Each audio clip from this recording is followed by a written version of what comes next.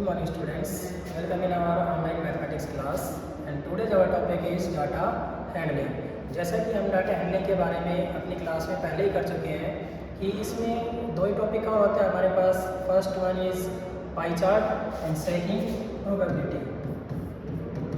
First pie chart, second probabilities. Okay, तो सबसे पहले हम पाई चार्ट के बारे में स्टडी करने वाले हैं। क्लियर? तो सबसे पहले हम करेंगे पाई चार्ट का।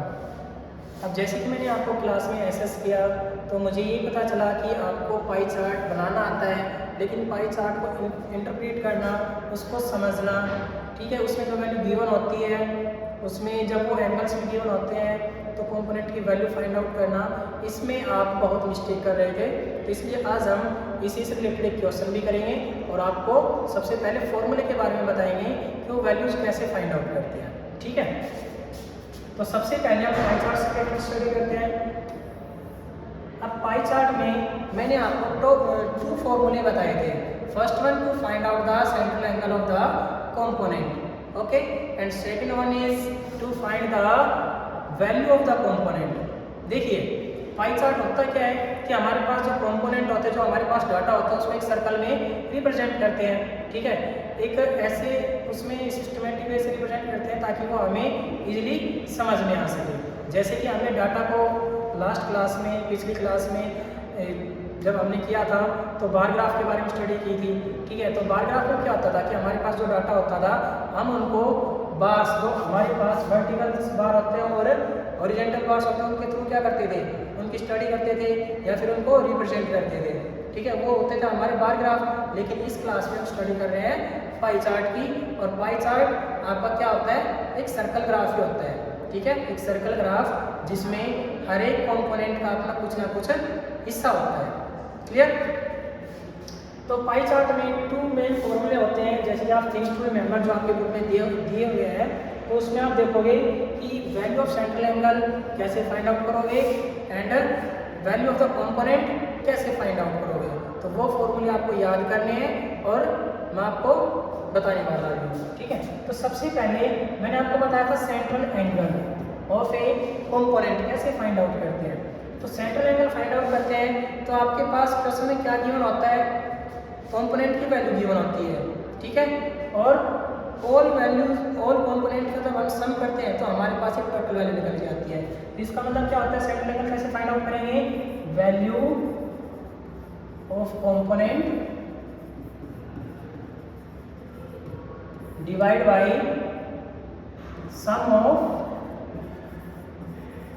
All value of the components. जितने भी आपके कंपोनेंट है उन सभी वैल्यूज का सम मल्टीप्लाई बाय, अगर हमें सेंट्रल एंगल फाइंड आउट करना है तो हम मल्टीप्लाई करेंगे 360 डिग्री से। और 360 डिग्री से ही मल्टीप्लाई क्यों करेंगे, क्योंकि एक कंप्लीट सर्कल जो होता है वो उसमें जो एंगल बनता है वो 360 डिग्री का होता है, कंप्लीट एंगल। क्लियर? अभी यहाँ से सेंट्रल एंगल तो फाइंड आउट आप कर लेंगे। अब इसका रिवर्स होता है कौन सा, आपको वैल्यूज दे रखी थी, सेंट्रल एंगल फाइंड आउट किया। अब इसका रिवर्स कर देंगे, हमारे पास सेंट्रल एंगल गिवन होगा और हमें क्या फाइंड आउट करना है, values of the component. So values of the component कैसे फाइंड आउट करेंगे, वैल्यू ऑफ कंपोनेंट। इसके लिए भी एक फॉर्मूला मैं पहले ही आपको राइट करवा चुका हूँ। ठीक है, तो उसमें क्या होता है, angle of the component, angle of component divide bye. देखिए एक सर्कल में बहुत सारे कंपोनेंट होंगे, सिर्फ एक पार्टिकुलर कंपोनेंट को लेना है जिसका हमें क्या बताना है, क्या फाइंड आउट करना है, वैल्यू। तो उस पार्टिकुलर कंपोनेंट का angle divide by 360 degree. Complete angle में से उस पार्टिकुलर कंपोनेंट का एंगल लेना है, divide by 360 degree and multiply by value of sum of all values, means total value of the component, total value of the component. ये होता है total value of the component. क्या होता है, आपके पास एक ये सर्कल होता है, एक पाई चार्ट होता है, उसमें कुछ एंगल गिवन होते हैं, यहाँ पर कुछ एंगल गिवन है, यहाँ एंगल गिवन है, यहाँ एंगल गिवन है, यहाँ एंगल गिवन है, ठीक है। 1 2 3 4 पार्टीशन है यहाँ पर, ठीक है। इन 4 पार्टीशन में क्या है, कुछ ना कुछ आपने कंपोनेंट लिए और उनका टोटल, सभी का टोटल कितना है, टोटल वैल्यू मान लीजिए आपका है 600, ठीक है। यहाँ पर आपके एंगल गिवन होंगे, यहाँ पर क्या होंगे, सेंट्रल एंगल गिवन होंगे इनके, ठीक है। तो जो कंपोनेंट है उसका हमें सेंट्रल एंगल लेना है डिवाइड बाई 360 डिग्री, क्योंकि कंप्लीट एंगल कितने का होता है, 360 डिग्री का। और एक जो कंप्लीट सम होता है वैल्यू ऑफ द कंपोनेंट, जितने भी कंपोनेंट, यहाँ पर कोई कंपोनेंट है, यहाँ पर भी है, यहाँ पर भी और यहाँ पर भी, इन चारों का जो सम दे रखा होगा हमें उससे मल्टीप्लाई करना होगा, ठीक है। तब हमारे पास क्या निकल के आएगी, वैल्यू ऑफ 1 कंपोनेंट। क्लियर। तो ये हमारे पास 2 मेन फॉर्मूले हैं जिसका हमें यूज करना है। तो आपको मेन प्रॉब्लम कहाँ आती है, value of the component find out करने के लिए। अब हम स्टार्ट करते हैं एक एग्जांपल के थ्रू, ठीक है। जैसे कि यहाँ पर एक एग्जांपल गिवन है,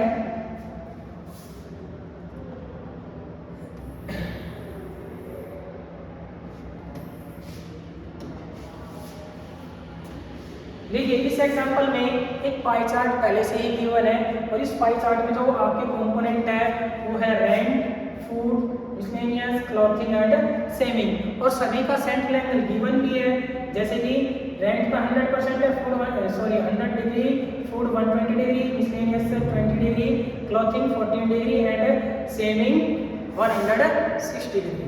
इनका सभी का सेंट्रल एंगल गिवन है, ठीक है।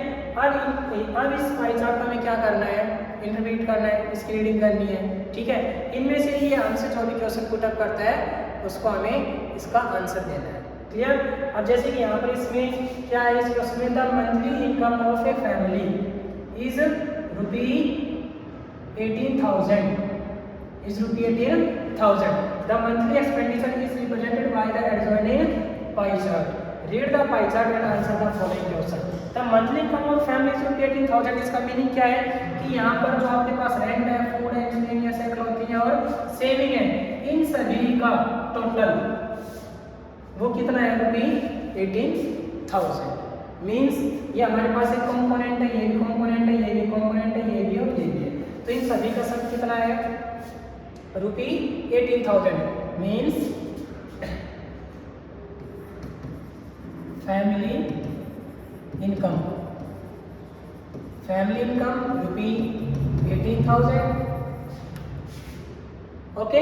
अब यहाँ से फैमिली इनकम जो 18,000 है, अब देखिए इसी में से वो क्या कर रहे हैं, रेंट भी दे रहे हैं, ठीक है, अपना फूड भी परचेज कर रहे हैं, फूड के ऊपर अपना स्पेंड कर रहे हैं, ठीक है, सेविंग भी कर रहे हैं इसी में से क्लॉथिंग कर रहे हैं, मीन्स कपड़े खरीद रहे हैं, तो उस पर भी कुछ ना कुछ खर्चा हो रहा है, ठीक है। और जो कुछ बचा मिसलेनियस उस पर भी कुछ ना कुछ थोड़ा बहुत कहना यहाँ वहाँ खर्च हो जाता है। तो ये सब टोटल क्या है, रुपी 18,000। उसी में से ही सबका एक अलग अलग हिस्सा है, ठीक है। तो अब यहाँ से हमारे पास सेंट्रल एंगल गिवन है, हमें फाइंड आउट करना है। फर्स्ट हमसे क्या पूछे, how much is the rent paid by the family, कि फैमिली के द्वारा कितना रेंट पे किया गया, ठीक है। अब यहाँ पर कोई वैल्यू गिवन है नहीं है, तो हमें रेंट पर कितना पे किया गया वो वैल्यू फाइंड आउट करनी है, और उसका हमारे पास क्या गिवन है, सेंट्रल एंगल गिवन है। अब देखिए हमें यहाँ पर सेंट्रल एंगल गिवन है, लेकिन हमें वैल्यू निकालनी है, वैल्यू ऑफ द कंपोनेंट। और यहाँ पर वैल्यू ऑफ द कंपोनेंट का मीनिंग क्या है कि हमें रेंट पर कितने पैसे पे किए फैमिली ने, वो वैल्यू फाइंड आउट करनी है। क्लियर। अब यहाँ पर सेंट्रल एंगल गिवन है और value of component find out करनी है। और value of component means first ये part rent paid by the family, rent paid by the family, family के द्वारा कितना रेंट पे किया गया, ठीक है। तो इसके लिए मैंने क्या बताया था आपको, अगर वैल्यू ऑफ द कंपोनेंट हमें फाइंड आउट करनी है तो क्या करना होगा, सबसे पहले जो रेंट है उसका central angle of rent divide by 360 degree into क्या करेंगे, total value of the component, means total income कितनी है, रुपी 18,000 रुपी 18,000। क्लियर। अब हमें क्या करना है, इनकी वैल्यूज पुट करनी है और इनका क्या करना है, सोल्यूशन करना है। तो हम देखेंगे कि central angle of the rect क्या है 100 degree divide by 360 degree multiply by 18,000। अब यहाँ से जब हम कैंसिल आउट करते हैं तो क्या होगा, 10 से 10 कैंसिल आउट, 2 से 2 5 जा 10, 2 से 18। क्लियर। अब 18 बन जा 18, 18 बन जा 18 एंड 30 एज इट इज। अब यहाँ से हम क्या करेंगे, हमारा कंप्लीट हो चुका है। अब कुछ कैंसिल आउट हो ही नहीं सकता क्योंकि कुछ बचा ही नहीं है डिनोमिनेटर में। अब नोमिनेटर में क्या है हमारे पास 5 एंड 1000, 5 एंड 1000 को मल्टीप्लाई करेंगे आपके पास आ जाएगा 5000। ठीक है। और rent paid by the family तो ये आ जाएगा आपके पास किसमें, रुपये में। ओके। तो ये आ गई हमारे पास value of the component means rent paid by the family. Clear. Now our next B part is on which item expenses are minimum and how much. Okay. अब आप देखते ही बता सकते हैं। अच्छा, मिनिमम का मीनिंग होता है सबसे कम, एक्सपेंस का मतलब होता है खर्चा, किस पर खर्चा सबसे कम है। तो ये आप पाई चार्ट देखते ही बता देंगे कि किस पर खर्चा सबसे कम है, क्लॉथिंग पर। अब क्लॉथिंग का सेंट्रल एंगल कितना है 14 डिग्री। अब हमें इसका क्या बताना है कि इस पर कितना खर्च होगा, हाउ मच, कितना इस पर पे किया गया। तो इसके लिए भी हमें क्या फाइंड आउट करना है, इसकी वैल्यू। क्लियर। अब फर्स्ट आपको समझ में आ चुका है, हम सेकंड करते हैं।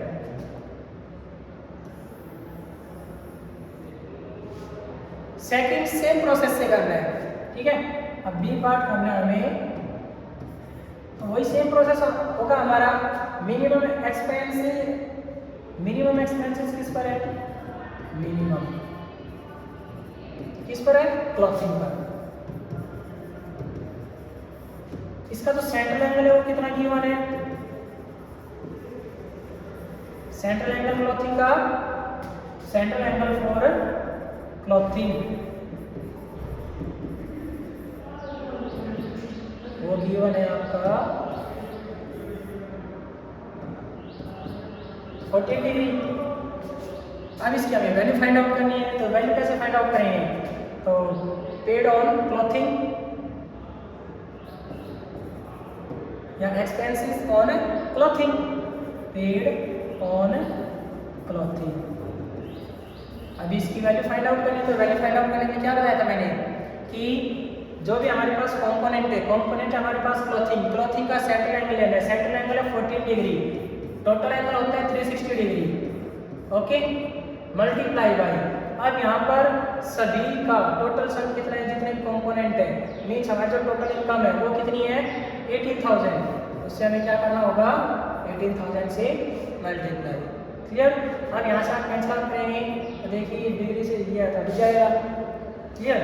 यहाँ से 2 से हम जा 14, 2 से कैंसिल आउट करेंगे तो 2 1 जा 2, 2 8 जा 16, 1 0। ठीक है। 1 0 से 1 0 कैंसिल, 18 1 जा 18, 18 1 जा 18 and 2 0 as it is. Okay. अब यहाँ से जब हम मल्टीप्लाई करते हैं 100 इंटू 7 तो ये आ गया आपके पास रुपी 7। तो क्लॉथिंग पर कितना पेड किया उन्होंने, फैमिली ने P700। क्लियर। आई होप आपको ये समझ में आ चुका होगा। फर्स्ट समझने के बाद दोबारा से हमने सेम पैटर्न में कौन सा किया, क्लॉथिंग का किया, तो आपको थोड़ा और क्लियर हो गया होगा। अब लास्ट हम सी पार्ट करते हैं, आई होप आपको और क्लियर हो जाएगा।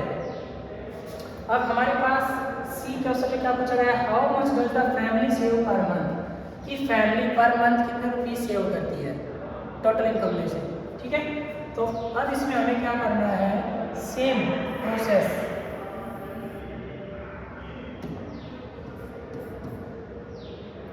सेंट्रल एंगल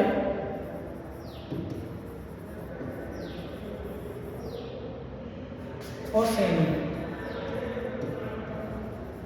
सेविंग के लिए जो सेंट्रल एंगल गिवन है वो कितना है, सेविंग ये 100 डिग्री।